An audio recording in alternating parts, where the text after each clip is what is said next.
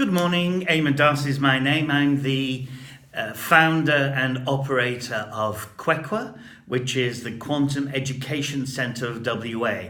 Our objective is to teach all things quantum, quantum biology, quantum computing specifically, and the wonderful world of superposition and quantum entanglement and quantum tunneling to the general public and children as well. We believe in the intellectualization of children.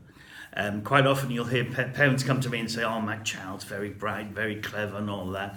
But no one's ever said my child's very intellectual. And the thing is, the difference between intelligence and intellectualism is really just what you've been taught. So we like to teach intellectual subjects to children. And what I want to talk about today is Einstein's special theory of relativity.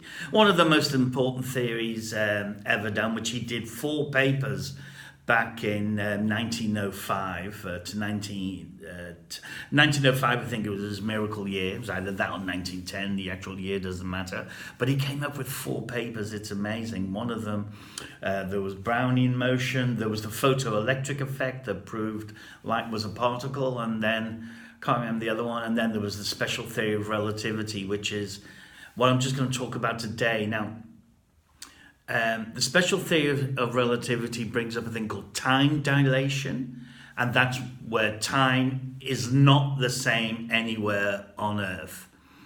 It's time depends on how fast you're going. Einstein proved that the faster you go through space, the slower you go through time, because time and space are linked into a 4-dimensional fabric called space-time. And that's what Einstein sort of developed. So with time dilation, the beauty of it means if I get in a spacecraft that goes nearly at the speed of light and I go to a different galaxy and back, by the time I come back, I'll be 50 years younger than my son, because time will go slow for me. And when I say that, I don't just mean something artificial. The blood through your body, the thoughts through your mind, everything is slower. It's quite an amazing thing. Entropy is slowed down, which is a different subject. But look, to understand, let me just get over the basics of the special theory of relativity. There's 2 things you've got to know. One, a thing called frame of reference, and secondly, that light goes at a constant speed of 300,000 kilometers per second in a vacuum, or 186,000 miles in a vacuum. But it's never any slower, and it's never any faster. And that creates certain mathematical problems, which is what Einstein got onto.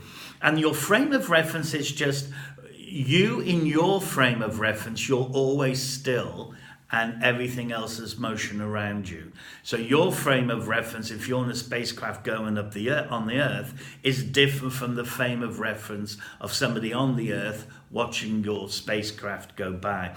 It explains, like, if I'm on a train that's going at 200 miles per hour and I pour a glass of water, why doesn't the water go flying back? Taking out things like air pressure and wind and all of that sort of stuff. If you're in a vacuum, the reason why it doesn't go out is because in your frame of reference, you're standing still, basically.